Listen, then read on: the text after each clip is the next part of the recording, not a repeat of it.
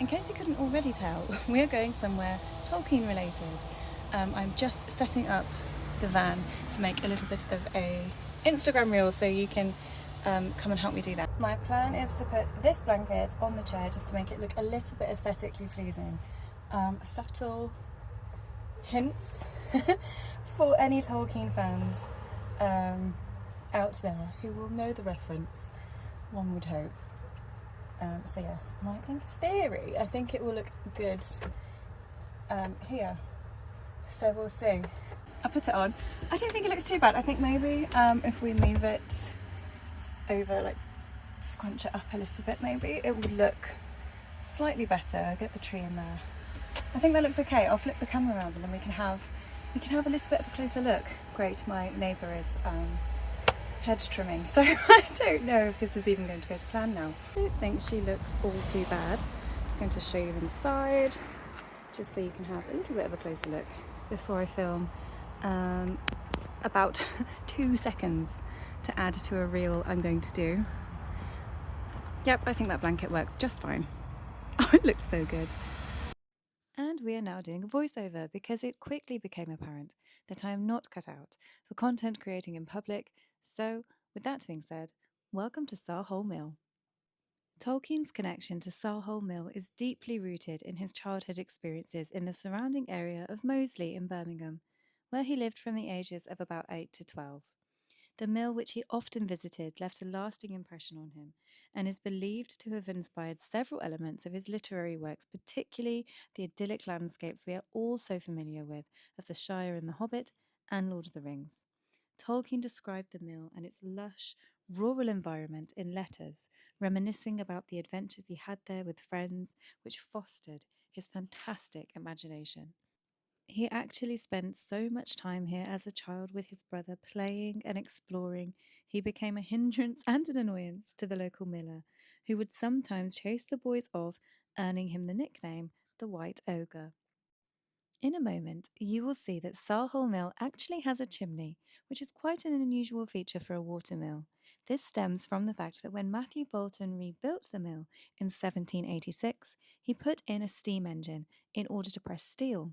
When Tolkien illustrated his original books, he always drew the mill in Hobbiton with a little tower, just like the one you'll see in a minute. This is honestly a fascinating day out for me. I learnt so much. I loved that the mill dates back to the 18th century and it was a working corn mill for over 150 years. The grounds are free to visit at no extra cost to yourself, and you're only asked to pay if you wish to visit the mill, which I would absolutely recommend, as you saw earlier, it features a working water wheel and machinery that still operate, and it allows you to see traditional milling techniques in action. As you saw at the beginning, visitors can explore interactive exhibitions that tell the story of the mill, its operation, and in particular, its connection to Tolkien. Sarehole Mill is living history.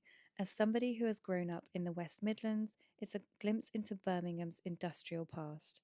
Secondly, for fans of Tolkien just like myself, it's a chance to walk in his footsteps and experience the landscapes firsthand that have inspired his most famous works, particularly the Shire. There's a very short woodland walk that you can also access. Don't crack out your hiking boots and your huge bottle of water. You're not going to Mordor. But it's very cool as a Tolkien fan to be in this sort of same vicinity where those original seeds of thought might have been planted for him as a child. It's quite a magical feeling. In true British fashion, it's raining now, so hopefully you can still hear me, but I thought I would share with you the first few extracts from The Hobbit. In a hole in the ground there lived a hobbit. Not a nasty, dirty, wet hole, filled with the ends of worms and an oozy smell, nor yet a dry, bare, sandy hole, with nothing in it to sit down on, or to eat.